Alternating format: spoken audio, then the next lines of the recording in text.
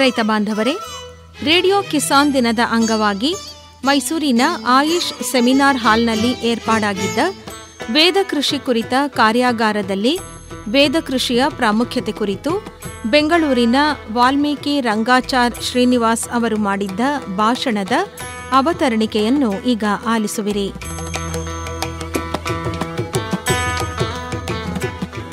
ಸಾಮಾನ್ಯವಾಗಿ ಯಾವುದೇ ಸಮಾರಂಭನ ವೇದಗಳಲ್ಲಿ ಗೃಹ್ಯ ಕರ್ಮ ಅಂತ ಹೇಳ್ತಾರೆ. ಈ ಗೃಹ್ಯ ಕರ್ಮವನ್ನು ಮೊದಲು ಮಾಡುವಾಗ ಸಭೆಯ ಪ್ರಾರ್ಥನೆ ಮಾಡಬೇಕು, ಸಭೆಯ ಅನುಜ್ಞೆ ಪಡೆಯಬೇಕು ಅಂತ ಒಂದು ನಿಯಮ ಇದೆ. ಹಾಗಾಗಿ ವೇದಗಳಲ್ಲಿ ಸಭೆಯನ್ನು ಹೇಗೆ ಪ್ರಾರ್ಥನೆ ಮಾಡಬೇಕು ಅನ್ನೋ ಒಂದು ಪ್ರಾರ್ಥನೆನ ಋಗ್ ಯಜುಸ್ ಸಾಮ 3ರಲ್ಲೂ ಇರೋ ಪ್ರಾರ್ಥನೆನ ಮೊದಲು ಮಾಡಿ ಪ್ರಾರ್ಥನೆ ಮಾಡಿಕೊಂಡು ಆಮೇಲೆ ನಾನು ಮಾತಾಡ್ತೀನಿ.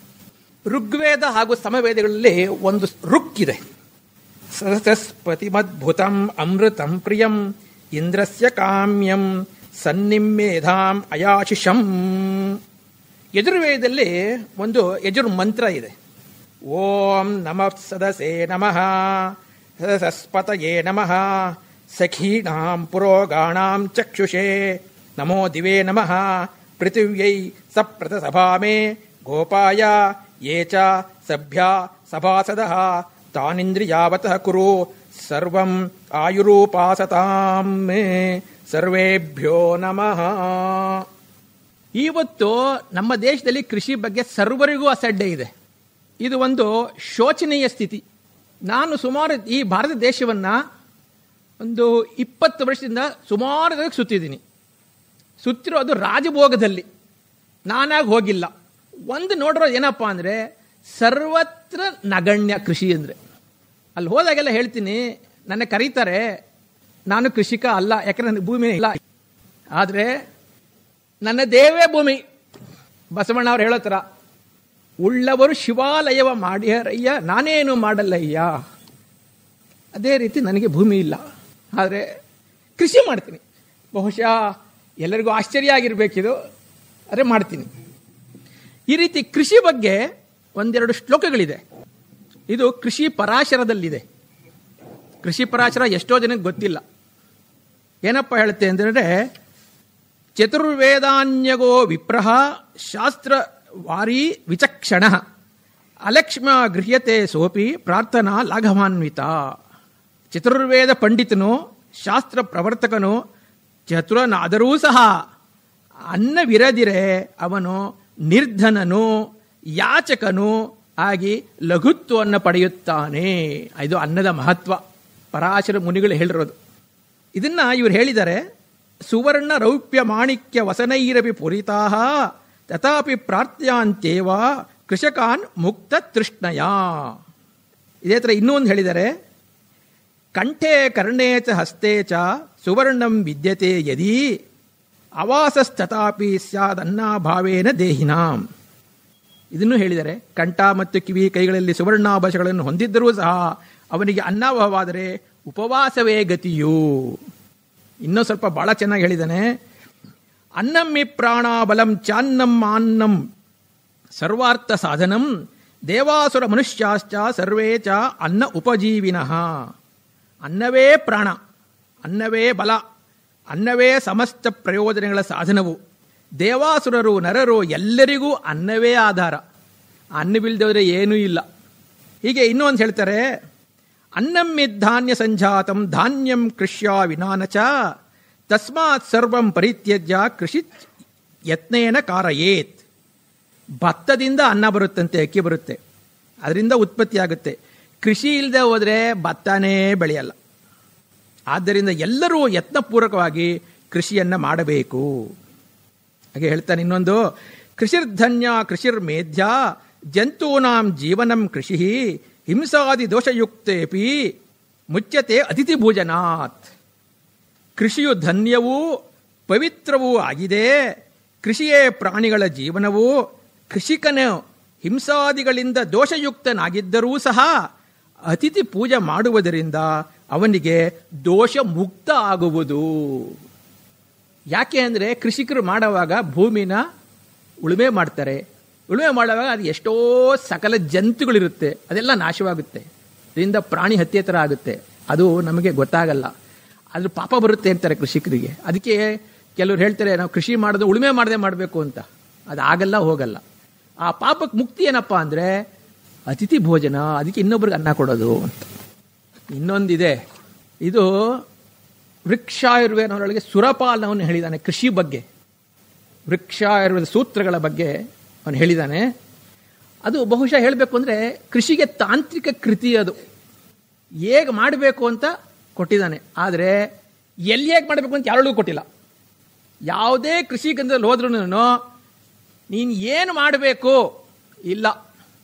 ಅದಕ್ಕೆ ಹೇಳ್ತಾರವರು, ನಿಧಿದೈವ ಮಹೀಪಾನಾಂ ಪ್ರಭಾವಾಚ್ಚಾತಿ ಯತ್ನತಃ ಅಸಾತ್ಮ್ಯ ಭೂಮಿ ಸಂಪನ್ನ ಅಪಿ ಸಿದ್ಧಂತಿ ಪಾದಪಾಹ.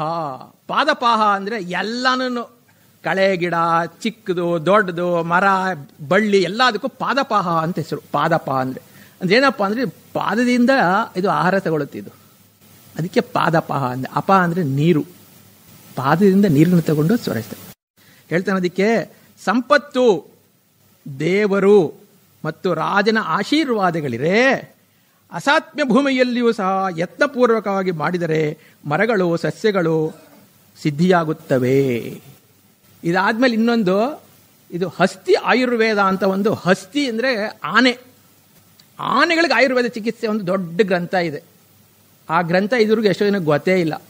ಹಾಗೆ ಅಶ್ವ ಚಿಕಿತ್ಸೆ, ಅಶ್ವ ವೈದ್ಯ ಅಂತ ಅಶ್ವಕ್ಕೂ ಇದೆ. ಅದರೊಳಗೊಂದು ಕೊಟ್ಟಿದ್ದಾನೆ. ಹಸ್ತಿ ಆಯುರ್ವೇದದಲ್ಲಿ ವೈದ್ಯಕ್ಕಿಂತನೂ ವೈದ್ಯನ ನೀತಿ, ವೈದ್ಯ ಹೇಗಿರಬೇಕು, ವೈದ್ಯ ಹೇಗಿರಬಾರದು ಅಂತ ಒಂದು ಅಧ್ಯಾಯದಲ್ಲೇ ವಿವರಿಸಿದ್ದಾನೆ. ಅದರೊಳಗೆ ಒಂದು ಹೇಳ್ತೀನಿ. ಯದೃಚ್ಛಯ ಸಿದ್ಧಿರಪಿ ಪಂಡಿತಾನಾಂ ಅಸಂಗತ ನಯೇನ ಕ್ರಿಯಮಾಣೇನ ವಿಪತ್ತಿರಿವ ಶೋಭನಾ. ಯದೃಚ್ಛಯ ಸಿದ್ಧಿರಪಿ ಅಂದರೆ, ಯದೃಚ್ಛ ಅಂದರೆ ದೇವರ ಕೃಪೆ, ಸಿದ್ಧಿರಪಿ ಅವನ ಕೃಪೆ ಒಂದಿದ್ರೆ ಸಿದ್ಧಿ ತಾನಾಗೇ ಸಿಗುತ್ತಂತೆ. ಹೇಗೆ? ಪಂಡಿತಾನಾಂ ಅಸಂಗತ, ಪಂಡಿತರು ಇಲ್ಲದೆ ಹೋದ್ರೂ ಪಂಡಿತರ ಅಗತ್ಯವೇ ಇಲ್ಲ. ಹೇಗೆ? ನಯೇನ ಕ್ರಿಯಮಾಣೇನ. ನಯೇನ ಕ್ರಿಯಮಾಣೇನ ಅಂದರೆ ಚೆನ್ನಾಗಿ ಸ್ಪಷ್ಟವಾಗಿ ಹೇಗೆ ಮಾಡಬೇಕು ಆ ರೀತಿ ಮಾಡೋದ್ರಿಂದ ವಿಪತ್ತಿರಿವ ಶೋಭನ, ವಿಪತ್ತು ಸುಖಕರ ಆಗುತ್ತಂತೆ. ಇದು ನನ್ನ ಸ್ವಂತ ಅನುಭವ. ಒಂದು ದಿನದ್ದಲ್ಲ, ಒಂದು ಜಾಗದಲ್ಲ, ಎಲ್ಲ ಕಡೆನೂ ಅಷ್ಟೇ. ಬಹುಶಃ ನೀವು ಯಾರೂ ನಂಬಲ್ಲ.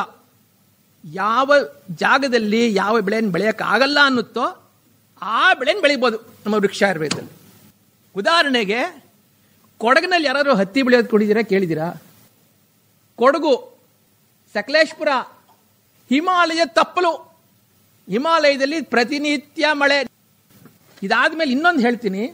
ಈ ವಿದ್ಯೆ ಭರ್ತೃಹರಿ ಅಂತ. ಭರ್ತೃ ಅಂದರೆ ಪತಿ ಅಂತ, ಭರ್ತ, ಭರ್ತೃ ಅಂದರೆ ಪತಿ ಅಂತ, ಹರಿ ಅಂದರೆ ಹರಿ. ಹರಿ ಯಾರಿಗೆ ಒಡೆಯನಾಗಿದ್ದಾನೋ ಅವನು ಅಂತ. ಅದು ಒಬ್ಬ ರಾಜನ ಹೆಸರು.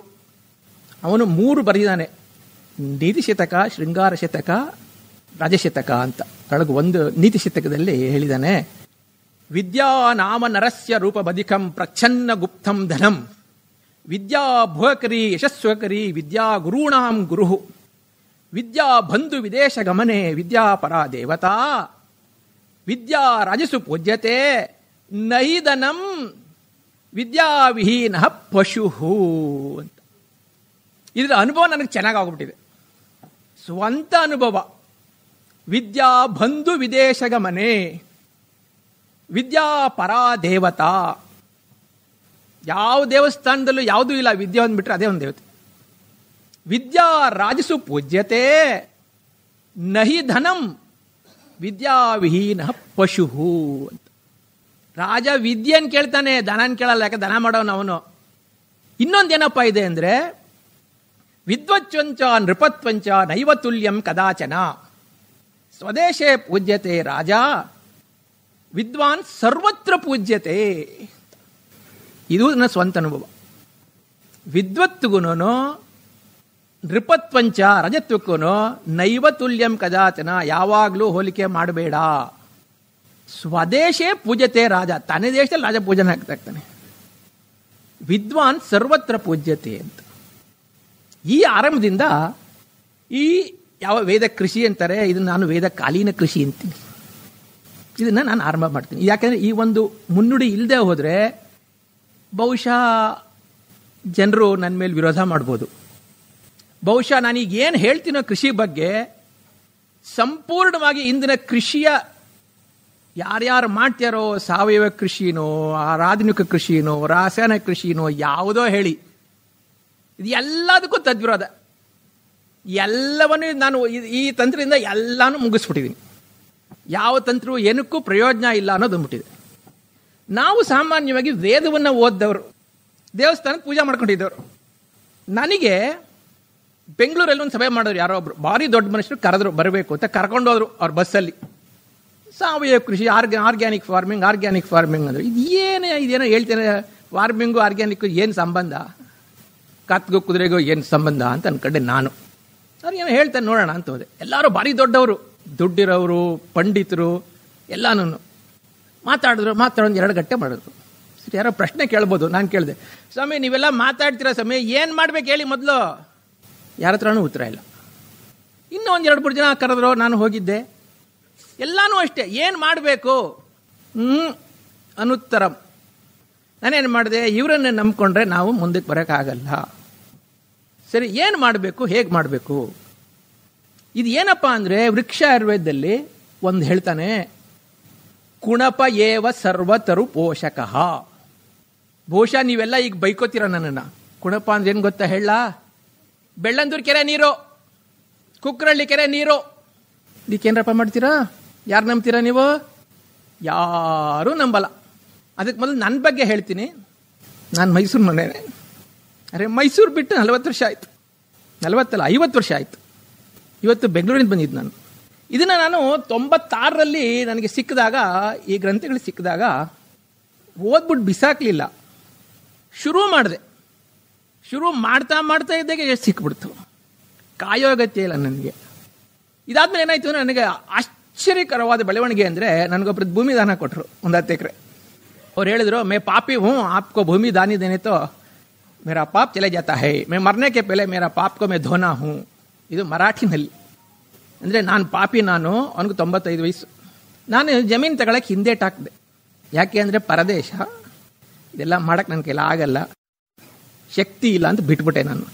ಬಂದು ಸಭೆ ಒಂದು 30 ಜನ ಇದ್ರು ಹಳ್ಳಿನವರು. ಅವರು ಮೇರಾ ಬಾತ್ ಸುನ್ತಾಯ ನೈ ತುಮೆ ತುಮ್ಕೋ ಬಿ ಲಾತ್ ಮಾರ್ತಾ ಅಂದರು. ಲಾತ್ ಮಾರ್ತಾ ಅಂದರೆ ಒದಿತೀನಿ ಅಂತ. ಬಹುಶಃ ಯಾರು ಏನು ಪ್ರತಿಕ್ರಿಯೆ ಕೊಟ್ಟಿರ್ಬೇಕು ಅದಕ್ಕೆ, ಒದಿತೀನಿ ಅಂದರೆ? ನೀವೇ ಏನು ಕೊಡ್ತೀರಾ ಹೇಳಿ? ಯಾರೋ ಒಬ್ರು ಈ ಥರ ಒಂದು ಹಳ್ಳಿನಲ್ಲಿ 20-30 ಜನ ಸಭೆಯಲ್ಲಿ, ಅದು ಸುಮ್ಮನೆ ಕೂತಿದ್ದಷ್ಟೇ, ಸಭೆ ಅಂತೆಲ್ಲ. ಮೇರಾ ಜಮೀನು ತುಮ್ ಲೇತೆ ನೈಯೇ ಕ್ಯಾ ತುಮ್ಕೋ ಲಾತ್ ಮಾರ್ತಾ ಹೂँ ಅಂತ. 2000 ಇಸ್ವಿನಲ್ಲಿ. ಸರಿ, ನನ್ನ ಜೊತೆ ಇದ್ದವರು ಅಲ್ಲಿ ನನ್ನ ಆತಿಥೇಯರು, ಏ ಬುಡ್ಡಾ ಪಾಗಲ್ ಹೇ, ಮರ್ನೆ ವಾಲ ಹೇ, ಛೋಡೋ ಅಂದರು. ನಾನು ಹೇಳಿದೆ, ಬುಡ್ಡಾ ಕೋ ಛೋಡೋ ಮತ್, ಬುಡ್ಡಾ ಕೋ ರಖೋ, ಕ್ಯಾ ಬೋಲ್ತೆ ಉಸ್ಕೋ ಕರೆಂಗೆ ಅಂತೆ. ನಾನು ಹೇಳಿದೆ, ಟೀಕೆ ಬುಡ್ಡಾ ಹಮ್ ಕರೆಂಗೆ ಅಂದೆ. ಸರಿ, ಮಾಡಿದ್ರು. ದಾನ ಮಾಡಿದ್ದು ಒಂದು ಕರ್ಮಾನು ಮಾಡಿದ್ರು, ಗೃಹ ಕರ್ಮಾನು ಮಾಡಿದ್ರು. ಶುರು ಮಾಡಿದ್ದು ವೃಕ್ಷಾಯುರ್ವೇದ. ಇಲ್ಲಿ ಏಕಾಂಗಿ ಏಕಲವ್ಯ ಅಂತ ಕೇಶವಮೂರ್ತಿ ಹೇಳ್ತಾರೆ. ಇವರು ಆಪ್ತ ಮಿತ್ರರು, 30-40 ವರ್ಷದಿಂದ ಮಿತ್ರರು, ಒಂದಿನ ಅಲ್ಲ. ಏಕಲವ್ಯ ಅಂತಾರೆ. ಏಕಲವ್ಯ ಇದು. ವೃಕ್ಷಾಯುರ್ವೇದದಲ್ಲಿ ಕುಣಪ ಅಂತ ಏನು ಹೇಳ್ತಾನೆ, ಅದನ್ನು ಮಾಡೋಕ್ಕೆ ನಾನು ಹಿಂಜರಿದೆ ಮೊದಲು. ಅವನು ಹೇಳ್ತಾನೆ ಗೋಮಾಂಸ ಅಂತಾನೆ, ವರಹ ಮಾಂಸ ಅಂತಾನೆ, ವಸ ಅಂತಾನೆ, ರುಧಿರ ಅಂತಾನೆ. ಇದೆಲ್ಲ ಹೇಗೆ ಮಾಡೋದು ಯೋಚನೆ ಮಾಡಿದೆ. ಇದೆಲ್ಲ ಆಗಲ್ಲಪ್ಪ ನಮಗಿದು. ಅವಾಗ ಏನು ಮಾಡಿದೆ, ನಾನು ಸಸ್ಯಗಳಿಂದ ಶುರು ಮಾಡಿದೆ ಮೊದಲು, ನೋಡೋಣ ಅಂತ. ನಾವಿರೋ ಕಾಡು, ಯಾವ ಕಾಡು ಅಂದರೆ ನೀವು ನಂಬಲ್ಲ, ತೇಗದ ಕಾಡು, ಮುತ್ತುಗದ ಕಾಡು, ಅಗಣಿತ. ನಾವು ಮನೆ ಕಟ್ಟೋದು ತೇಗದಲ್ಲಿ. ನಂಬ್ತೀರಾ ನೀವು? ನಾನು ಖರ್ಚು ಮಾಡಿರೋದು 1000 ರೂಪಾಯಿ. ಎಷ್ಟೋ 20 ಅಡಿ 10 ಅಡಿದು 1000 ರೂಪಾಯಿ ಮನೆ ಕಟ್ಟಿರೋದು. ಈಗ ನಾನು ಅದಕ್ಕೆ 10,000 ರೂಪಾಯಿ ಕೊಡ್ತೀನಿ. ಯಾಕೆ? ದುಡ್ಡಿನ ಬೆಲೆ ಕಡಿಮೆ ಆಗೋಯ್ತು. ಪೂರ ತೇಗ, ಮೇಲೂ ತೇಗ, ಕೆಳಗೋದಕ್ಕೆ ಎಲ್ಲ ತೇಗುವೇನೆ. ಸೌದೆ ಅಡುಗೆ ಮಾಡೋದು ತೇಗದಲ್ಲಿ. ಈ ಜಾಗದಲ್ಲಿ ನಾನು ವೃಕ್ಷಾರೋಹಣ ಮಾಡಿದೆ. ಎಷ್ಟು ಗಿಡಕ್ಕೆ? ಒಂದು 50-100 ಗಿಡಕ್ಕೆ ನಾನೇ ಎಲ್ಲಾನು. ಔಷಧಿ ಮಾಡೋದು ನಾನೇ, ಗಿಡಕ್ಕೆ ಹಾಕೋದು ನಾನೇ, ಎಲ್ಲ ಮಾಡಿ. ನಸುಗುನ್ನಿ ಅಂತ ಕೇಳಿದ್ದೀರಾ ನೀವು? ನಸುಗುನ್ನಿಗೇನೋ ಒಂದು ಡಿಮ್ಯಾಂಡ್ ಬೇರೆ ಆಗ್ಬಿಡ್ತು. ಅದೇನೋ ಅದಕ್ಕೇನೋ ಏನೋ ಸಾರಜನಕ ಉತ್ಪತ್ತಿ ಆಗುತ್ತೆ ಅಂತ. ನಾನೇನು ಮಾಡಿದೆ, ಇದು ಕೇವಲ 3 ತಿಂಗಳ ಬೆಳೆ. ಇದು ನಾನು ಒಂಥರ ಒಂದು ಹುಮ್ಮಸ್ಸು ಮಾಡಬೇಕು ಅಂತ ಹಾಕಿದೆ. ಫಸಲು ಬಂತು. ನಾವು ಸಾಮಾನ್ಯವಾಗಿ ಜುಲೈಗೆ ಹಾಕಿದಾಗ ಅಕ್ಟೋಬರ್ ಫಸಲು ಬರುತ್ತೆ, ನವೆಂಬರ್ ಫಸಲು ಬರುತ್ತೆ, ಮುಗಿಯುತ್ತೆ ಕತೆ. ಇದನ್ನ ಏನು ಮಾಡಿದೆ ನಾನು? ಆದ್ರಾಯ್ತು ಹೋದ್ರಾಯ್ತು, ನನಗೇನಾಗಬೇಕು ಹಾಕ್ಕೊಂಡು ಬಂದೆ. ಏಪ್ರಿಲ್ ಫಸಲು ತೆಗೆದಿದ್ದೀನಪ್ಪ ನಾನು. ಬಳ್ಳಿ ಇವತ್ತು ನಾವು ಅದನ್ನು ಹಾಕೋದು ಔಷಧಿನ, ನಾಳೆ ಹೂ ಬಿಡುತ್ತೆ, ನಾಡದು ಕಾಯಿ ಕಚ್ಚುತ್ತೆ, ಹಾಕ್ತಾ ಹೋದ್ರೆ ಇನ್ನೊಂದು ಹೂ ಬಿಡುತ್ತೆ, ಅದೇ ಬಳ್ಳಿ ಒಣಗಲಿಲ್ಲ. ನನಗೆ ಆಶ್ಚರ್ಯ ಇದೇನಪ್ಪ ಅಂದರೆ, ಇದು ಏನಯ್ಯ ಇದು ಬಳ್ಳಿ ಸಾಮಾನ್ಯವಾಗಿ ಅಲ್ಪಾವಧಿ ಬೆಳೆ, ಇದು ಏನು ದೀರ್ಘಾವಧಿ ಬೆಳೆ ಆಗ್ತಿದೆಯಲ್ಲ, ಏನಿದು ಅಂತ ನನಗೂ ಒಂದು ಕುತೂಹಲ. ಬೆಳಗಿಂದ ನಾನು ಹುಡುಗನಿದ್ದಾಗಲೂ ಬರೀ ಕುತೂಹಲ. ನಾನು ಇದು ಒಂದೇ ಅಲ್ಲ, ಎಷ್ಟೋ ಮಾಡಿದ್ದೀನಿ, ಇನ್ನೂ ಮಾಡ್ತೀನಿ. ಆಮೇಲೆ ಗೊತ್ತಾಯಿತು, ಓಹೋ ಪರವಾಗಿಲ್ಲ ಕಣಯ್ಯ, ಇದಕ್ಕೆ ದಮ್ ಇದೆ. ಇದು ಮಾಡ್ತಾ ಇದ್ದಾಗೇನೆ ಅವಾಗ ತಾನೇ ಈ ನಮ್ಮ ಮಿಂಚಂಚೆ ಏನು ಹೇಳ್ತೀರಾ ಅದೆಲ್ಲ ಹೊಸ್ತು. ಯಾರೋ ಒಬ್ರು ನನಗೆ ಅಲ್ಲಿ ಮಾಡ್ಬಿಟ್ಟು ನಿಮ್ಮ ಫೋನ್ ನಂಬರ್ ಕೊಡಿ ಅಂದರು. ನನಗೆ ಫೋನ್ ಇಲ್ಲ ಆಗ, ಫೋನನ್ನು ತಗೊಂಡೆ ನಾನಾಗ. ಫೋನ್ ನಂಬರ್ ಕೊಟ್ಟಮೇಲೆ will make organic tea comfort Dibrugarh ಅಂದರು. ದಿಬ್ರುಗಢ ಎಲ್ಲಿದೆ, ಯಾರಿಗೆ ಗೊತ್ತು? ನಿಮಗೆ ಗೊತ್ತಿಲ್ಲ ದಿಬ್ರುಗಢ ಎಲ್ಲಿದೆ ಅಂತ ಗೊತ್ತಾ? ದಿಬ್ರುಗಢ, ತೀನ್ಸುಕಿಯಾ, ರೋಯಿಂಗ್ ಎಲ್ಲಿದೆ? China border. ಸರಿ, ಹೆಂಗಪ್ಪ ಬರೋದು ಅಂದೆ. ಬಸ್ಸೋ ರೈಲು ಅಂದೆ. ಬಸ್ಸು ರೈಲೆಲ್ಲ ವಿಮಾನ ಹತ್ಬೇಕು ರೇ ಅಂದರು. ಓ ಇದು ಯಾವುದೋ ಕಣೆ, ಇದು ಪರವಾಗಿಲ್ಲ, ಇದು ವಿಮಾನ ಹತ್ಸುತ್ತೆ. ಹತ್ಬಿಟ್ಟೆ ವಿಮಾನನ. ಹೋದ್ಮೇಲೆ अब देखिए ये चाय बगान है हमारा, ये हमारा 30 हेक्टेयर है, उधर हमारा 60 हेक्टेयर है, उधर हमारा 100 हेक्टेयर है, किसी को ले लो ಆರ್ಗ್ಯಾನಿಕ್ ಟೀ ಕರೋ. ಹಾಂ, ನನಗೆ ಟೀ ಬೆಲೆನೇ ಗೊತ್ತಿಲ್ಲ, ದೇಶ ಗೊತ್ತಿಲ್ಲ, ಭಾಷೆ ಗೊತ್ತಿಲ್ಲ, ನನಗೆ ಗೊತ್ತಿಲ್ಲ. ನಾನು ಬಂಡ ಧೈರ್ಯ ಮಾಡಿಬಿಟ್ಟೆ. ಅಲ್ಲಿ ಮಾಡಿದ್ದು ಟೀಗೆ ಸುಮಾರು ಒಂದು 300 ಹುಳುಗಳು ಹೇಳ್ತಾರೆ. ಅಪ್ಪ ನನಗೆ ಲೆಕ್ಕನೇ ಗೊತ್ತಾಗಲ್ಲ. ನಾನು ಹೇಳಿದೆ ಇದಾಗಲ್ಲ, ಹಂಗೆ ಬಿಟ್ಬಿಡು ಅಂದೆ ನಾನು. ಆಮೇಲೆ ಅದು ಪ್ರತಿದಿನ ಮಳೆ ಬರೋ ಜಾಗ. ಪ್ರತಿದಿನ ನೀವು ನೀರು ಹಾಕಕ್ಕೆ ಖರ್ಚು ಮಾಡ್ತೀರಾ, ಹೌದಾ? ಅಲ್ಲಿ ನೀರು ಆಚೆ ಖರ್ಚು ಮಾಡ್ತಾರೆ. ನಾಲೆ ಮಾಡ್ತಾರೆ, 3 ಅಡಿ ಆಳೆ ನಾಲೆ ಮಾಡ್ತಾರೆ. ಅದ್ರ ಮಧ್ಯೆ ಇರೋ ಜಾಗದಲ್ಲಿ ಪಟ ಅಂತೀವಲ್ಲ ನಾವು, ಬೆಡ್ ಅಂತಾರೆ, ಅಲ್ಲಿ ಟೀ ಹಾಕ್ತಾರೆ. ನಾನು ನೋಡಿದೆ ಏನು ಮಾಡೋದು ಅಂತ ನೋಡಿದೆ. ಇದಕ್ಕೆಲ್ಲ ನಿಮ್ಮ ಪಸೆ ಗೊಬ್ಬರ, ಕಂಪೋಸ್ಟ್, ವರ್ಮಿ ಕಂಪೋಸ್ಟ್ ಎಲ್ಲ ನಡೆಯಲ್ಲ. ರಾವಣನ ಹೊಟ್ಟೆಗೆ ಅರಕಾಸು ಮಜ್ಜಿಗೆ ಅಂತ. ಸರಿ, ಮೊದಲೊಂದು 100 ಎಕರೆ 40 ಹೆಕ್ಟೇರ್ ತಗೊಳ್ತೀನಿ, 30-40 ಹೆಕ್ಟೇರ್ ತಗೋತೀನಿ ನಾನು, ಆಮೇಲೆ ನೋಡೋಣ ಅಂದೆ. ಆಯಿತು ಅಂದರು. ನೀವು ದುಡ್ಡು ಕೊಡಲ್ಲ ಅಂದೆ ನಾನು. ನಿಮ್ಗೆ ಎಷ್ಟು ಬೇಕಾದ್ರೆ ಕೊಡ್ತೀನಿ ತಗೊಳ್ರಿ ಈಗಲೇ ಅಂತ. 1,000 ರೂಪಾಯಿ ಕ್ಯಾಶ್ ಕೊಟ್ಟರು. ಆಗಲೇ ಅಂತ ಟಕ್ ಅಂತ. ಸರಿ ಆಯಿತು. ಆಮೇಲೆ ಏನು ಮಾಡಿದೆ ನಾನು, ಸಸ್ಯಗವ್ಯ ಅಂತ ಮಾಡಿಸ್ದೆ. ಸಸ್ಯಗವ್ಯ ಅಂದ್ರೇನು? ಈ ಕುಣಪ ಜಲನ ಸಸ್ಯದಿಂದ ಮಾಡೋದು. ಕುಣಪ ಅಷ್ಟೇ, ಕುಣಪ ಜಲ ತಪ್ಪು. ಕುಣಪ ಜಲ ಅಂದರೆ ಕಾಂಪೌಂಡ್ ಗೋಡೆ ಅಂದಂಗೆ. ಕುಣಪ, ಕುಣ್ ಅಂದರೆ ಕೆಟ್ಟ ವಾಸನೆದು, ಅಪ ಅಂದರೆ ನೀರು ಅಷ್ಟೇ. ಜಲ ಯಾಕೆ ಬೇಕಲ್ಲಿ? ನೋಡಿದೆ ಎಷ್ಟು ಮಾಡಿದ್ರು ಅದು ಸಾಲ್ತಾ ಇಲ್ಲ ನನಗೆ. ಕಂಪೋಸ್ಟ್ ಮಾಡಿದೆ, ಆಗಲಿಲ್ಲ. ಆಮೇಲೆ ಪಂಚಗವ್ಯ ಮಾಡಿದೆ, 200 ಲೀಟ್ರ್ ಪಂಚಗವ್ಯ ಮಾಡಿದೆ. ಒಂದೇ ದಿನಕ್ಕೆ ಖತಮು. ವಾ, ಇದೇನಯ್ಯ ಇದು? ಒಂದೇ ದಿನಕ್ಕೆ ಪಂಚಗವ್ಯ ಖತಮು. ಇದೆಲ್ಲ ಆಗದಿರೋದು, ಹೋಗದೆ ಇರೋದು. ಮಾಡಿದ್ದೇನು ಗೊತ್ತಾ ಹೇಳ? ಕಸಾಯಿಖಾನೆ ತ್ಯಾಜ್ಯ. ಅವನಿಗೆ ಹೇಳಿದೆ, get me this about 1 truck load ಅಂದೆ.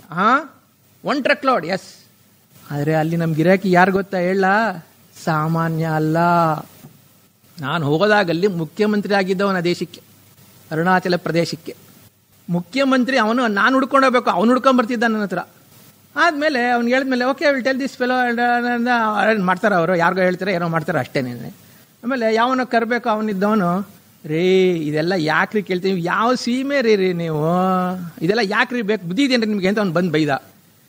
ನಾನು ಹೇಳಿದೆ, ನಿಮ್ಮ ಬಾಸಿಗೆ ಮಾತಾಡ್ತೀನಿ ಬಿಡು ಅಂದೆ. ಬಾಸು ಅದೇ ಹೇಳಿದೆ, okay no problem, if you cannot bring it, ನೀವು ತರೋಕ್ಕಾಗಲ್ಲ ಅಂದರೆ ನಾಳೆ ಇಂಡಿಯನ್ ಏರ್ಲೈನ್ ಟಿಕೆಟ್ ಇದೆ, ಬೆಂಗಳೂರಿಗೆ ಬುಕ್ ಮಾಡಿ ನಾನು ಹೋಗ್ತೀನಿ. No no no no no no don't talk about that ಅಂದ. ಯಾಕೆಂದರೆ ಆ ಊರಿಗೆ ಜನವೇ ಹೋಗಲ್ಲ. 24 ಗಂಟೆ ಅಲ್ವಾ ನಿಮ್ಗಲ್ಲಿರೋದು, ಅಲ್ಲಿ 48 ಗಂಟೆ ಕಾಲ ಭಯೋತ್ಪಾದನೆ. ಆ ಥರ ಜಾಗದಲ್ಲಿ ವೃಕ್ಷಾಯುರ್ವೇದ, ವೇದ ಕೃಷಿ ಉತ್ಪನ್ನ ಆಗಿದ್ದು ಭೂಮಿ ಮೇಲೆ. ಇಲ್ಲಿ ಯಾರಿಗೂ ಬೇಡ. ಮೈಸೂರಲ್ಲಿ, ಕರ್ನಾಟಕದಲ್ಲಿ ಎಲ್ಲರಿಗೂ ನಾವು ಅದು ಮಾಡ್ತೀವಿ, ನಾವು ಬಯೋಡೈನಮಿಕ್ ಮಾಡ್ರಪ್ಪ, ಏನಾದ್ರು ಮಾಡ್ಕೊಳ್ಳಿ. ನಾನು ಈ ಕಡೆ ಬರೋದೇ ಬಿಟ್ಬಿಟ್ಟೆ. ಯಾಕಂದರೆ ಅಲ್ಲಿ ನಾನು ಕೂತ್ಮೇಲೆ ಅಲ್ಲೇ ಬಂತು ಎಲ್ಲಾನು. ಕೇವಲ ಇದೊಂದೇ, ಇನ್ನೇನೂ ಇಲ್ಲ. ನಿಮ್ಮ ಕಂಪೋಸ್ಟ್ ಇಲ್ಲ, ವರ್ಮಿ ಕಂಪೋಸ್ಟ್ ಇಲ್ಲ, ಯಾವುದು ಏನೂ ಇಲ್ಲ. ಇದರಲ್ಲಿ ಚಹಾಗೆ ಈಗ ಬಹಳ ಪ್ರಚಲಿತವಿದೆ. ಈಗಲೂ ಬೇರೆ ಬೆಳೆಗೂ ಬಂದಿದೆ ಅಂತ ನಂಗೆ ಗೊತ್ತಿಲ್ಲ. ಚಹಾ ಸೊಳ್ಳೆ ಅಂತಾರೆ ಅದನ್ನು. ಅಲ್ಲಿ ಕಾಲಪುಕ ಅಂತಾರೆ. ಪುಕ ಅಂದರೆ ಕೀಡೆ, ಪುಕ ಅಂದರೆ ಅಸ್ಸಾಮಿ ಭಾಷೆಯಲ್ಲಿ. ಕಾಲ ಅಂದರೆ ಕಪ್ಪದು ಅಂತ. ಕಾಲಪುಕ, ಲಾಲ್ ಪುಕ. ಲಾಲ್ ಪುಕ ಅಂದ್ರೇನು? Red spider. ಕಾಲಪುಕ್ಕ ಅಂದ್ರೇನು? ಇದು ಎಲಿಪೆಲ್ಟಿಸ್ ಅಂತ. ನಾನು ಹೇಳಿದೆ, ಲಗಾದೋ ಇಸ್ಕೋ ಏಕಾದಶಿ ಕರೋ ಅಂತೀವಿ ನಾವು. ನೀವು ಯಾವ ಸೇಚನ ಅಂತೀವಲ್ಲ ಅದು ನಾವು ಏಕಾದಶಿ ಅಂತೀವಿ. ಭಾಷೆನೇ ಬದಲಾಯಿಸ್ಬಿಟ್ಟಿದ್ದೀವಿ ನಾವೀಗ. ಏಕಾದಶಿ ಅಂತೀವಿ, ಕರೋರೆ ಅಂದೆ. ಇರೋದು 100 ಎಕರೆ. 4 ದಿನದಲ್ಲದು ಏಕಾದಶಿ ಮುಗಿಬೇಕು. ಹೇಗಪ್ಪ ಮಾಡೋದು? 100 ಎಕರೆ ಯಾರಿಗಾರು ಅನುಭವ ಇದೆಯಾ? 100 ಎಕರೆ ಒಂದೇ ದಿನದಲ್ಲಿ ಮಾಡಿ? ಆಗಲ್ಲ ಅಂತಾರೆ. ಅಲ್ಲಿವರೇ ಆಗಲ್ಲ ಅಂದರು. ಮತ್ತು ಆ ಧನುಸ್ಸು, ನೀವು ಯಾವ ಸ್ಪ್ರೇಯರ್ ಅಂತ ಧನುಸ್ಸು ಅಂತ ಕರೆಯೋದು ನಾವು. ಆ ಧನುಸ್ಸು 3 ಇತ್ತು ಧನುಸ್ಸು. ಅಯ್ಯೋ ರಾವಣ ನೋಟ ತರಸ ಒಂದು 30 ಅಂದೆ ನಾನು. 30 ನಾಳೆನೇ ಬಂದ್ಬಿಡ್ತು. 30ರಿಂದ ಹೊಡೆದು ಏನು ಮಾಡಿದೆ ನಾನು? ಪ್ರತಿದಿನ ಮಧ್ಯಾಹ್ನ ಹೊಡೆಯೋಕ್ಕೆ ಶುರು ಮಾಡಿದೆ. 4 ದಿನದಲ್ಲಿ ಮುಗಿಬೇಕು. ನಂಗೆ ಗೊತ್ತಿಲ್ಲ ಹೇಗೆ ಮಾಡ್ತಿರೋ ಏನೋ. ಜನನು ಬಂದರು. ನಿಜವಾಗ್ಲೂ ಅವರು ಅವಿದ್ಯಾವಂತರು, ಮೂರ್ಖರು, ಏನೇನೋ ಹೇಳ್ತಾರೆ. ಅವ್ರಿಗೆ ದೊಡ್ಡ ನಮಸ್ಕಾರ ಮಾಡ್ತೀನಿ ನಾನು. ಯಾಕೆ ಅಂದರೆ ಅವರು ಮಾಡಿದ ಕೆಲಸ ನಾನು ಹೇಗೆ ಹೇಳ್ಕೊಟ್ನೋ ಹಾಗೇ ಮಾಡಿದ್ರು. ಸೂರ್ಯೋದಯ ಆಗೋದು 2:30 ಅಲ್ಲಿ, ಸೂರ್ಯಾಸ್ತ ಆಗೋದು 8:30. ನಾವು ಮಲಗೋದು 3 ಗಂಟೆ ಕಾಲ ಮಲಗಿದ ಮೇಲೆ ತಿರ್ಗಾ ಕೆಲಸ ಶುರು ಮಾಡಬೇಕು. ಆ ಸಮಯದಲ್ಲಿ ಚಹಾದ ಉತ್ಕೃಷ್ಟ ಫಸಲು ಯಾವಾಗದೋ? ಆಷಾಢ ಶ್ರಾವಣ ಭಾದ್ರಪದದಲ್ಲಿ. ಅದನ್ನು ಆಷಾಢ ಶ್ರಾವ ಬಾಧ ಅಂತಾರೆ. 3 ಗಂಟೆ ಕಾಲ ನಿದ್ದೆ ಮಾಡಿದ್ದು ನಾನು 3 ತಿಂಗಳ ಕಾಲ. ಆದರೆ ಚಹಾ ಬೆಳೆ ಮಾತ್ರ ಭಾಳ ಚೆನ್ನಾಗಿ ಬಂತು. ಆಮೇಲೆ ಈ ಚಹಾ ಬೆಳೆನಲ್ಲಿ ಚಹಾ ಬೆಳೆಗಾರರಿಗೆ ಈ ನಮ್ಮ ಕೃಷಿ ವಿಜ್ಞಾನಿಗಳಿಗಿಂತ ಹುಚ್ಚು ಜಾಸ್ತಿ. ಎಲ್ಲನೂ ಟೆಸ್ಟ್ ಮಾಡಿಸ್ಬೇಕು ಅಂತ. ಮಾಡಿಸ್ರೆ ಹೋಗ್ರೆ ಅಂದೆ. ಕೆಲಸ ಮಾಡಿದ 3 ತಿಂಗಳಲ್ಲೇ ಪಳೆಯುಳಿಕೆ ಶೂನ್ಯ. ಪಳೆಯುಳಿಕೆಗೆ MRL ಅಂತ ಹೆಸರು. ಮೊದಲು ಶುರುವಾಗಿದ್ದೇ MRL-T ಇಂದ. ಶೂನ್ಯ 3 ತಿಂಗಳಲ್ಲಿ. ಆಮೇಲೆ ಇನ್ನೊಬ್ಬರು ಬಂದರು, no you to test for E coli, heavy metals, that this ಅಂದ್ರೆ. ಏನೋ ಮಾಡ್ಕೊ ಹೋಗ್ರೆ ಅಂದೆ ನಾನು. ಬಂದು 15 ದಿನ ಬರುತ್ತೆ. Sir all are negative sir ಅಂದ್ರೆ. ಏನು ನೆಗೆಟಿವ್ ಅಂದ್ರೆ ಏನು ಅಂತ? ಯಾಕೆ ನನಗೇನು ಗೊತ್ತಿರಲಿಲ್ಲ ಆಗ. ನಾನು ಅದಕ್ಕೆ ತಲೆನೇ ಕೆಡಿಸ್ಕೊಂಡಿರಲಿಲ್ಲ ನಾನು. Sir nothing is visible sir. What is this sir ಅಂದರೆ. ಇನ್ನೊಂದು ಅವ್ರದ್ದೇ ಇನ್ನೊಂದಿತ್ತು ರಾಸಾಯನಿಕದ್ದು. ಅದು ಟೆಸ್ಟ್ ಮಾಡಿ ಏನೇನೋ ಕೊಡ್ತಾರೆ ಅದರ ರಿಪೋರ್ಟು. ಆಮೇಲೆ ಇನ್ನೊಂದು ಕಲ್ಕತ್ತಾದಲ್ಲಿ ಯಾರೋ ಒಬ್ರು ಇದ್ದಾರೆ, ಅವ್ರಿಗೆ ಟೇಸ್ಟಿಂಗ್ ಕಳಿಸ್ತೀವಿ ಅಂದರು. ಕಳಿಸಿದ್ರು. I have never tasted the tea ಅಂದ್ಬಿಟ್ಟು ಆತ್ಲ ಕಡೆ. Something special. What is that special? Is it Chinese tea ಅಂದ. ಹೌದು, ಅದು ಚೈನಾ ವಾತಾವರಣದಲ್ಲಿರೋದು. ಜನನೂ ಚೈನಾದವರೇನೆ, ಭಾರತದವ್ರು ಯಾರು, ನಾನೊಬ್ಬನೇ ಭಾರತದವನು. ಆಮೇಲೆ ಏನಾಯಿತು ಅಂದರೆ ಇದು ಒಂದು ಕಾಡ್ಗಿಚ್ಚಾಗೋಯ್ತು. ಕರ್ನಾಟಕದಲ್ಲೂ ಕಾಡ್ಗಿಚ್ಚಾಯಿತು. ನನಗೆ ಗೊತ್ತಿಲ್ಲ ಅದೇನು ಅಂತ. ನಾನು ಎಲ್ಲರಿಂದನೂ ಹೊರಗಿದ್ದೆ. ನಾನು ಈಗಲೂ ಹೊರಗಿದ್ದೀನಿ. ಬಹುಶಃ ನಿಮಗೆ ನನ್ನ ನೋಡ್ತಿರೋದು ಮೊಟ್ಟ ಮೊದಲು ಬಾರಿ ಅಂತ ಕಾಣುತ್ತೆ. ನನ್ನ ಹೆಸರೂ ಗೊತ್ತಿಲ್ಲ, ಹಾಗಿದ್ದೀನಿ ನಾನು. ಸಸ್ಯಗವ್ಯವೇ ಜೀವಾಮೃತ. ಯಾವ ಈ ಗಿಡದಿಂದ ಮಾಡಿದ್ವಲ್ಲ, ಇದುವೇ ಜೀವಾಮೃತ. ಈ ಜೀವಾಮೃತದ ಸಸ್ಯಗವ್ಯದ ಫಜಿತಿಗಳೇನು ನನಗೆ ಗೊತ್ತು. ನಾನು ಬಿಟ್ಟವನು, ಮಾಡಿ ಪ್ರಯೋಜನ ನಾನು ಬಿಟ್ಟವನು. ಪ್ರಚಾರ ಜೋರಾಗಾಯಿತು. ನಾನು ಹೇಳಿದೆ, ಬಿಟ್ಬಿಡಿ ಅಂದೆ. ನಾನು ತಲೆ ಕೆಡಿಸ್ಕೊಳ್ಬೇಡಿ ಅಂದೆ. ಯಾಕೆ ಅಂದರೆ ನಾವು ಕೇಶವಪುರಿ ಅಂತ ಕರಿತೀವಿ. ಕೇಶವ ಅಂದರೆ ಬಹುಶಃ ನೀವು ಯಾರು ನಿಮ್ಗೆ ಅರ್ಥ ಆಗಿರೋ ಕಾಣೆ. ಕೇಶವ ಮೂರ್ತಿ ಅಲ್ಲ, ಕೇಶವ ದೇವರಲ್ಲ, ಭೂಮಿಗೆ ಕೇಶವ ಅಂತ ಹೆಸರು. ಭೂಮಿಗೆ ಕೇಶವ ಅಂತ ಹೆಸರು. ನಂಬ್ತೀರಾ ನೀವು? ಗೊತ್ತಿಲ್ಲ, ಎಷ್ಟೋ ಜನಕ್ಕೆ ಗೊತ್ತಾ. ಅದಕ್ಕೆ ನಾವೇನು ಮಾಡ್ದೋ, ಕೇಶವ ಕೃಷಿ ಅಂತಾನೆ ಇಟ್ಟು, ಭೂಮಿಲಿ ಮಾಡೋ ಕೃಷಿ. ಈ ರೀತಿ ಮಾಡಿದಾಗ ಏನಾಯ್ತು ಅಂತಂದರೆ ಒಂದು ಕಾಡ್ಗಿಚ್ಚಾಗೋಯ್ತು. ಕಾಡ್ಗಿಚ್ಚಾಗ ಏನಾಯ್ತು ಅಂದರೆ ಪರದೇಶದಿಂದ ಬರೋಕ್ಕೆ ಜನ ಶುರು ಮಾಡಿದ್ರು. ಭಾರತದವ್ರು ಯಾರೂ ಬರಲಿಲ್ಲ. ಆ ಅಬಾಲಿ ಅನ್ನೋದು ಏನಪ್ಪ ಅಂತಂದರೆ, ಭಾರತದಲ್ಲಿದ್ದರೂ ಅದು ಪರದೇಶ. ಅದು ಭಾರತದ ಕಾನೂನುಗಳ ಅನ್ವಯವೇ ಆಗಲ್ಲ. ಭಾರತದ ಕಾನೂನು ನೆಪ ಮಾತ್ರ. ಅಲ್ಲಿ ಯಾರಾದರೂ ಬಂದು ನಮಗೆ ಹೊಡೆದ್ರೆ ನನ್ನನ್ನು ಜೈಲಿಗೆ ಹಾಕ್ತಾರೆ, ಅವನ್ನೆಲ್ಲ. ಒಂಥರ ಇದೇನು ಜಂಗಲ್ ರಾಜ್. ಬ್ರಹ್ಮಪುತ್ರ ಉಪನದಿಗಳು ಅನೇಕ ಸಹಸ್ರ. ಎಲ್ಲೆಲ್ಲಾದ್ರೂ ಒಂದು ಉಪನದಿ. ನದಿ ಸ್ನಾನಂ ಉತ್ತಮಂ, ತಟಾಕ ಸ್ನಾನಂ ಮಧ್ಯಮಂ, ಕೂಪಸ್ನಾನಂ ಅಧಮಂ, ಭಾಂಡ ಸ್ನಾನಂ ವಿನಾ ಅಂತ. ನದಿ ಸ್ನಾನಂ ಉತ್ತಮಂ. ಅಲ್ಲಿ ನದಿಗಳೇನೆ. ನನಗೆ ನದಿ ಸ್ನಾನ ದಿನ 3 ಹೊತ್ತು ನದಿ ಸ್ನಾನ. ನನಗೆ ಈ ರೀತಿ ಜಾಗದಲ್ಲಿ ಈ ವೇದ ಕೃಷಿ ಅನ್ನೋದನ್ನ ಒಂದು ಉತ್ಥಾನ ಆಯಿತು. ಇಷ್ಟೆಲ್ಲ ಆಗಿರೋವಾಗ ಏನಾಯಿತು ಅಂದರೆ, ಯಾವಾಗಿದು ಪ್ರದೇಶದವ್ರು ಬಂದರು, ನನಗೆ ಅಮೆರಿಕಾಗೆ ಬನ್ನಿ, ಕೆನಡಾಗೆ ಬನ್ನಿ ಅಂದರು. ಹೇಳಿದೆ, ನಾ ಬರಲ್ಲ ಅಂದೆ. ಯಾಕೆ ಅಂದರು. ಬರಲ್ಲ ನನ್ನ ಕೈಲಿ ಆಗಲ್ಲ ಬರೋಕ್ಕೆ. ನೋ, ದಿಸ್ ಈಸ್ ನೀಡೆಡ್ ಅಂದರು. ನೀಡೆಡ್, ಯು ಟೇಕ್ ಇಟ್ ಅಂದೆ. ಬಂದರು. ಅಲ್ಲಿಗೆ ಬರಬೇಕು ಅಂದರೆ ಅವರು 10,000 ರೂಪಾಯಿ ಕಟ್ಟಬೇಕು ಪ್ರವೇಶ ಶುಲ್ಕ. ಆಗಿನ ಕಾಲದಲ್ಲಿ. ಈಗ ಅದು 20,000 ಆಗಿದೆಯಂತೆ ಅದು. ಮತ್ತೆ ಅವ್ರಿಗೆ 1 ವಾರ ಇರೋ ಕೊಡೋದು, 1 ವಾರ ಕೊಡೋಕ್ಕಲ್ಲ. ಅದೆಲ್ಲ ನಿರ್ಬಂಧಿತ ಪ್ರದೇಶಗಳು. ಅಹಂ ಬಿಟ್ಟರೆ ಅಸ್ಸಾಮಲ್ಲ, ಅದು ಅಹೋಂ ಅಂತ ಆ ಪದ್ಯ. ಅದು ಅಹಂ, ಅದು ಅಲ್ಲಿ ಅಕಾರ, ಇಲ್ಲಿ ಓಕಾರ ಇದೆ. ಅದು ಅಕಾರ ಇಲ್ಲ ಆ ಭಾಷೆನಲ್ಲಿ. ಬಂಗಾಳಿನಲ್ಲೂ ಅಕಾರ ಇಲ್ಲ, ಓಕಾರ ಇದೆ. ಆ ರೀತಿ ಅವರು ಬಂದು ಕಲಿಬೇಕು ಅನ್ನೋ ಕಲಿರಪ್ಪ ಅಂದೆ. ಮಾಡಿದ್ರು ಸುಸ್ತಾದರು. ಭೂಮಿಲಿ ಮಾಡೋದೇ ಬೇರೆ, ಅಲ್ಲಿ ಇದ್ರಲ್ಲಿ ಮಾಡೋದೇ ಬೇರೆ. ಬಹುಶಃ ಇಷ್ಟೊತ್ತಿಗೆ ಭಾರತದಲ್ಲಿ, ಪ್ರಪಂಚದಲ್ಲಿ ಒಂದು ಪ್ರತೀತಿ ಉಂಟಾಯಿತು ಇದೇ ಸಮಯದಲ್ಲಿ. ಏನಪ್ಪ ಅಂದರೆ, ಹೆಂಡಾನ ಗಿಡಕ್ಕೆ ಹಾಕಿದಾಗ ಗಿಡ ಚೆನ್ನಾಗಿ ಬರುತ್ತೆ ಅಂತ. ಹೌದು, ನಾನು ಒಪ್ಕೋತೀನಿ, ಅದು ನಮ್ಮ ವೇದದಲ್ಲಿದೆ. ನಮ್ಮ ವೇದವಿಂತಿಗಳು ನಾನು ಹೇಳೋದು ಯಾವುದನ್ನೂ ಒಪ್ಪಲ್ಲ. ಇವನು ಹುಚ್ಚ ಕಣೋ, ಪೆದ್ದ ಕಣೋ ಅಂತಾರೆ. ಆದರೂ ಇದನ್ನು ಮಾಡಿದ್ದು ವೇದದಲ್ಲೇ ಇದೆಲ್ಲ ಇದೆ, ಆಯಾ ಸಂದರ್ಭಕ್ಕಿದೆ. ಇದನ್ನು ಸೋಮಯಾಗ ಅಂತ ಹೇಳ್ತಾರೆ. ಸೋಮ ಅಂದರೆ ಗಿಡ, ಚಂದ್ರ ಅಂತ. ಗಿಡಕ್ಕೆ ಅಧಿಪತಿ ಚಂದ್ರ. ಇದಕ್ಕೆ ಹೇಳ್ತಾರೆ ಸೋಮಯಾಗವನ್ನ ಸಹಸ್ರಸತ್ರಂ ಕುರ್ಯಾತ್ ಅಂತಾರೆ ತಾಂಡ್ಯ ಬ್ರಾಹ್ಮಣದಲ್ಲಿ. ಸಹಸ್ರಸತ್ರಂ ಅಂದ್ರೇನು? 1000 ವರ್ಷಗಳು ನಿರಂತರವಾಗಿ ಮಾಡ್ತಾ ಇರ್ಬೇಕಂತೆ. ಮತ್ತೆ ಇದಕ್ಕೆ ಹೇಳ್ತಾನೆ, ಇದಕ್ಕೆ ಯಜಮಾನ ರಾಜನೇನೆ ಅಂತೆ. ಅಂದ್ರೆ ರಾಜ ಬೆಳೆ ಬೆಳೆದೇ ಹೋದ್ರೆ, ಹೇಳ್ತಾರೆ ರಾಜ ಬೆಳೆ ಬೆಳೆಯಕ್ಕೆ ಅವಕಾಶ ಮಾಡ್ಕೊಡದೆ ಹೋದ್ರೆ ಪ್ರಜೆಗಳೇ ಇಲ್ಲ, ದೇಶನೂ ಇಲ್ಲ. ಸೋಮಯಾಗ ಅಂದ್ರೆ ಇದು ಏನ್ ಅಪಾರ್ಥ ಮಾಡ್ಕೊಂಡಿದೀವಿ ನಾವು. ಸೋಮಯಾಗ ಅಂದ್ರೆ ಹೆಂಡ ಹಾಕ್ತಾರೆ, ಗೋವಧ ಮಾಡ್ತಾರೆ, ಗೋವಧಾನ ಅದಕ್ಕೆ ಅಗ್ನಿಗೆ ಹಾಕ್ತಾರೆ, ಪಶುಬಂಧ, ಪಶು ವಪ ಎಲ್ಲ ಇದೆ. ಆದರೆ ಅದರ ಅರ್ಥ ಮಾಡ್ಕೊಂಡಿರೋದು ಬೇರೆ. ಆ ಸಾಯನ ಮತ್ತೆ ಮಾಧವರು ಈ ಅರ್ಥದಲ್ಲಿ ಬರೀತಾರೆ, ಬೇರೆ ಅರ್ಥನೂ ಇದೆ. ಪಾಪ ಅವ್ರಿಗೆ ಗೊತ್ತಾಗಲ್ಲ, ಅದನ್ನು ಬರೆದ್ರು. ಬೇರೆ ಅರ್ಥ ಯಾಕೆ ಕಡಿಬಾರ್ದು ನಾವು? ಹೋಗಲ್ಲ, ದುಡ್ಡು ಸಿಗಲ್ಲ ನಮಗೆ, ಅದಕ್ಕೆ ಹೋಗಲ್ಲ ಅಷ್ಟೇ. ಹೀಗೆ ಅದು ಸೋಮಯಾಗದಲ್ಲಿ ಮಾಂಸವನ್ನೇ ಹೇಳ್ತಾನೆ. ನಾನು ನೋಡಿದಾಗ ಎಲ್ಲ ಇದಕ್ಕೂ ವೃಕ್ಷ ಇದಕ್ಕೆಲ್ಲ ಒಂದೊಂಥರ ತಾಳಮೇಳ ಇದೆ. ಯಾಕೆಂದ್ರೆ ನಾವೆಲ್ಲ ಯಾಗ ಮಾಡ್ತಿರೋರು ತಾಳಮೇಳ ಇದೆ. ಇದನ್ನ ಯಾಕೆ ಇಲ್ಲಿಗೆ ಹೋಗಬಾರ್ದು? ಮಾಡಿದ್ಮೇಲೆ ಏನಾಯ್ತು, ಮೊದಲನೇ ವರ್ಷ ಎಲ್ಲ ಆಯ್ತು. 2004-5 ನಾನು ಊರಿಗೆ ಬರ್ತೀನಪ್ಪ ಅಂದೆ. ಚೆಲಿಯೇ ಅಂದರು. ಹೇಳ್ಬಿಟ್ಟು ಏನು ಹೇಳಿದ್ರೆ ಗೊತ್ತಾ, you come after 1 or 2 months. In the mean time you tell me we want to extend the next garden, 150 acres ಅದು, 60 hectares ಅದು. You want to extend that, tell me what you have to be done, we will do it ಅಂದರು. ನಾನು ಹೇಳಿದೆ, ಅದಕ್ಕೆ ನಾವು ಕಲಲ ಅಂತೀವಿ, ನಾವು ಕಸಾಯಖಾನೆ ತ್ಯಾಜ್ಯಕ್ಕೆ.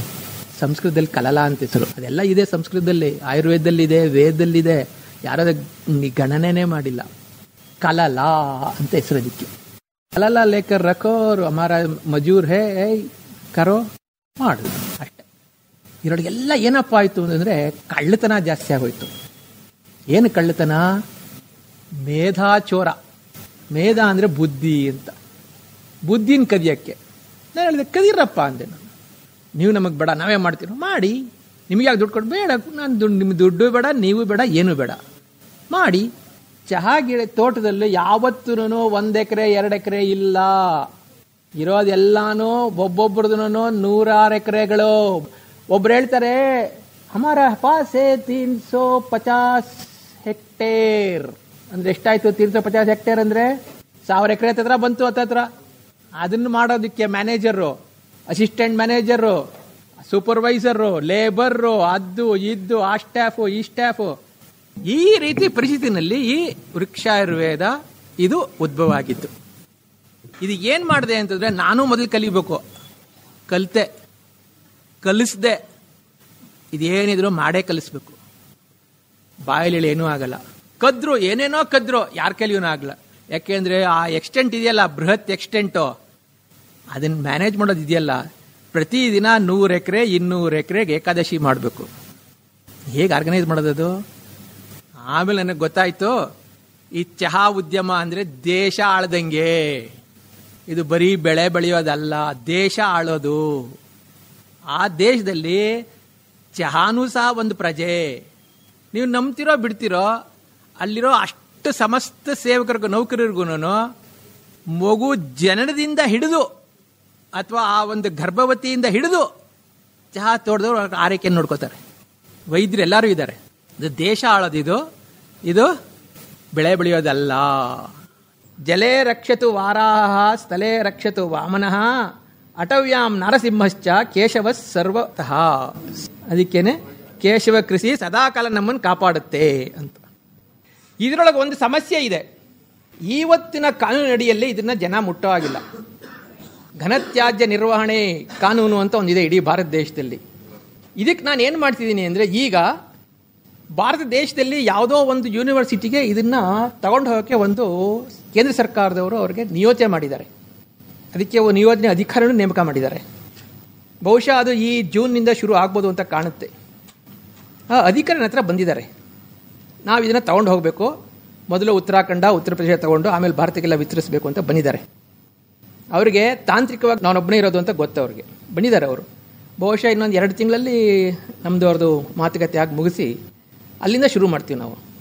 ಅಲ್ಲಿಂದ ಶುರು ಮಾಡಿದಾಗ ಇಡೀ ದೇಶಕ್ಕೆ ನಾವು ಕೊಡ್ತೀವಿ, ಆಗ ನಿಮಗೂ ಕೊಡ್ತೀವಿ. ಇಲ್ಲ ಅಂದರೆ ಇದಕ್ಕೊಂದು ಯೋಜನೆ ಇದೆ.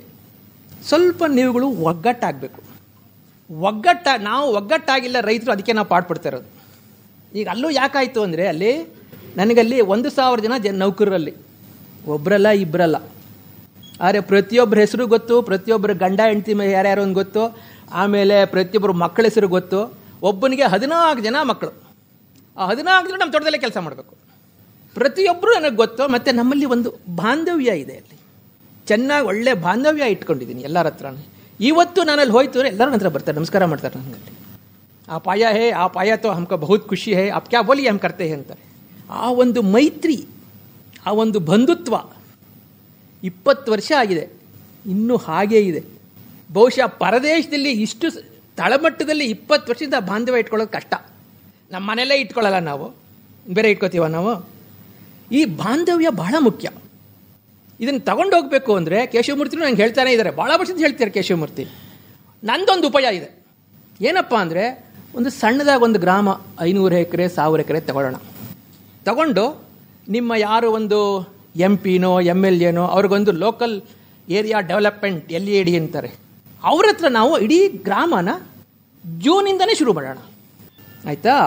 ಆ ರೀತಿ ಯಾವುದೇ ಬೆಳೆನೂ 1000 ಗ್ರಾಮದಲ್ಲಿ ಬೆಳಿಬೋದು.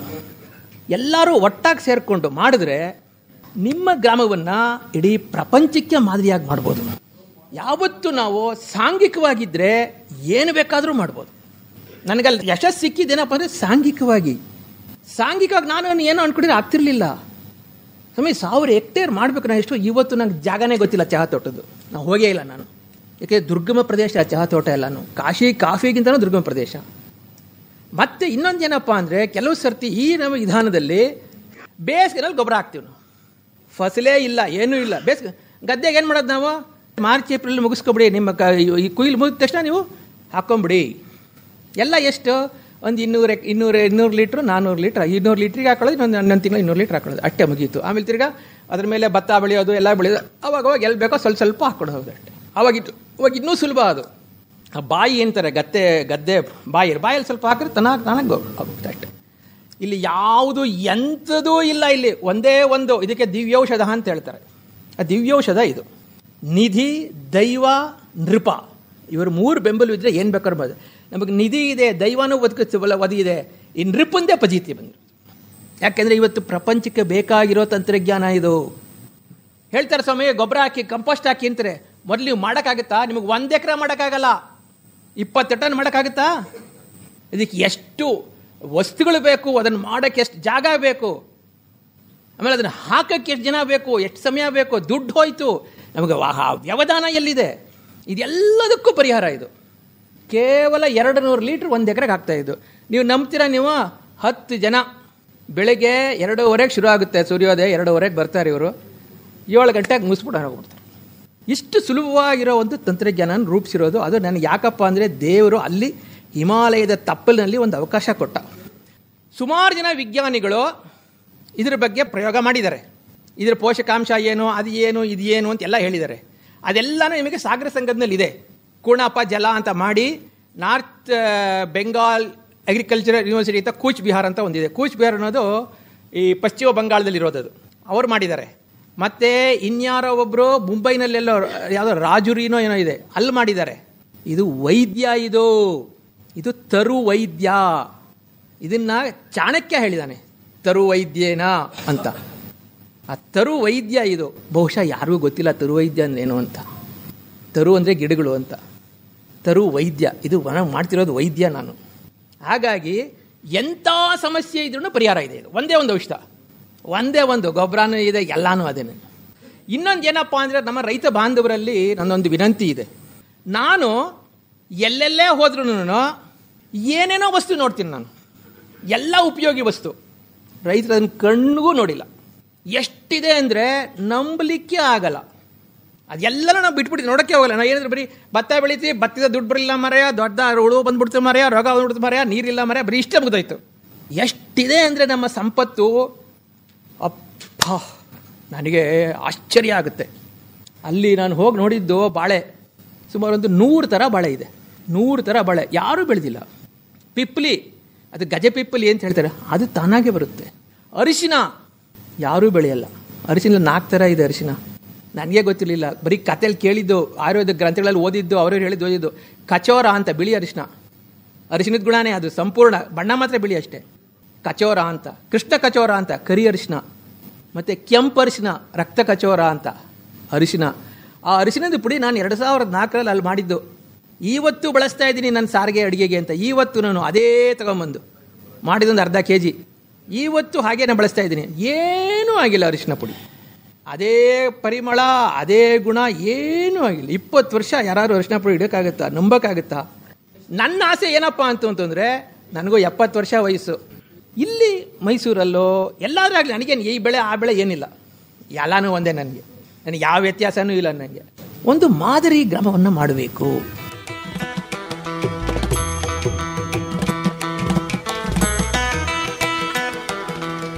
ರೇಡಿಯೋ ಕಿಸಾನ್ ದಿನದ ಅಂಗವಾಗಿ ಮೈಸೂರಿನ ಆಯುಷ್ ಸೆಮಿನಾರ್ ಹಾಲ್ನಲ್ಲಿ ಏರ್ಪಾಡಾಗಿದ್ದ ವೇದ ಕೃಷಿ ಕುರಿತ ಕಾರ್ಯಾಗಾರದಲ್ಲಿ ವೇದ ಕೃಷಿಯ ಪ್ರಾಮುಖ್ಯತೆಯನ್ನು ಕುರಿತು ಬೆಂಗಳೂರಿನ ವಾಲ್ಮೀಕಿ ರಂಗಾಚಾರ್ ಶ್ರೀನಿವಾಸ್ ಅವರು ಮಾಡಿದ್ದ ಭಾಷಣದ ಅವತರಣಿಕೆಯನ್ನು ಕೇಳಿದಿರಿ.